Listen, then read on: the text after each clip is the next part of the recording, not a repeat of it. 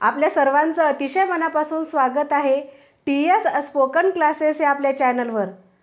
आजच्या व्हिडिओमध्ये आपण दॅट इज नॉट पासून सेंटेन्स फॉर्मेशन कसे करायचे ते शिकणार आहोत। चला तर व्हिडिओला सुरुवात करूयात।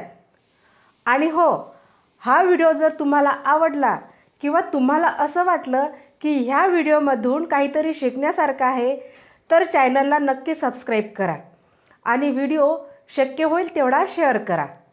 तर आज आपण दॅट इज नॉट चे सेंटेन्सेस पाहणार आहोत। तर आपण दॅट कधी यूज करतो या आधीच्या व्हिडिओमध्ये सुद्धा मी सांगितलेलं आहे की ज्या वेळेला एखादी वस्तू आपल्यापासून अंतरावर ठेवलेली असते किंवा आपल्यापासून लांब असते आणि ती वस्तू एकच असते त्यावेळेला आपण दॅटचा उपयोग करतो आणि त्यापासून आज आपल्याला सेंटेन्स फॉर्मेशन करायचे आहेत।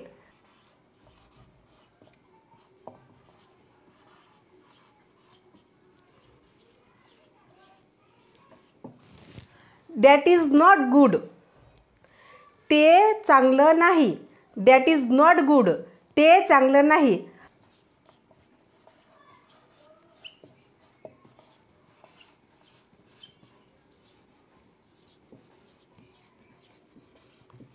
That is not a spoon, तो चमचा नाही।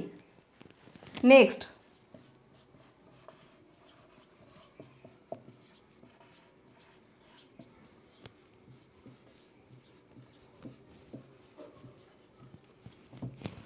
That is not a school bag, ती शाळेची बॅग नाही।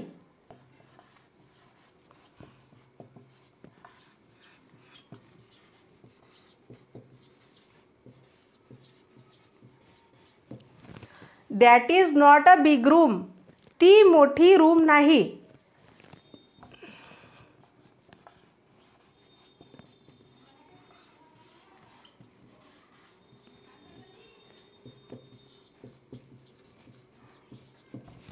That is not my mistake, that is not my mistake, ती माझी चूक नाही। अशा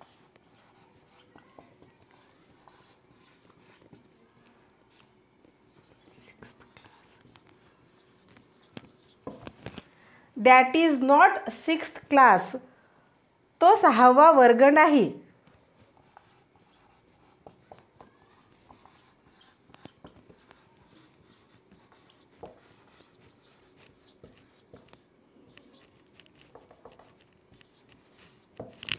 that is not your matter, that is not your matter.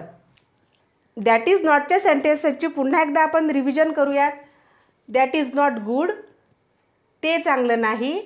That is not a spoon, तो चमचा नाही। That is not a school bag, ती school bag नाही। That is not a big room, ती मोठी रूम नाही। That is not my mistake, ती माझी चूक नाही। That is not 6th class, तो 6वा वर्ग नाही। That is not your matter, ते तुझं मॅटर नाही। दॅट इज नॉटचे आणखी काही सेंटेन्सेस आपण पाहूयात, जसं की that is not okay, that is not big problem, that is not easy, that is not hard, that is not a table, that is not maths textbook. अशा प्रकारे that is नॉटच्या सेंटेन्सेसची practice करायची आणि त्याचबरोबर आधीच्या व्हिडिओमध्ये जे काही सेंटेन्स फॉर्मेशन आपण बघितलेले आहेत त्याची सुद्धा रोज प्रॅक्टिस करायची, जेणेकरून इंग्लिश स्पीकिंगमध्ये आपली इम्प्रूव्हमेंट ही नक्कीच होईल। धन्यवाद।